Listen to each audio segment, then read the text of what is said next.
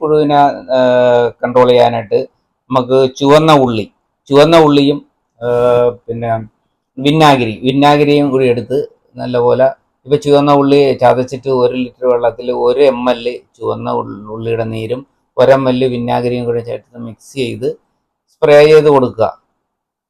വൈകുന്നേര സമയങ്ങളിൽ സ്പ്രേ ചെയ്യുന്നതാണ് ഏറ്റവും നല്ലത്. അങ്ങനെ സ്പ്രേ ചെയ്ത് കൊടുത്തു കഴിഞ്ഞാൽ ഈ ഇല ചുരുട്ടി പുഴുവിനെ നമുക്കൊരു പരിധി വരെ നമുക്ക് കൺട്രോൾ ചെയ്യാൻ സാധിക്കും.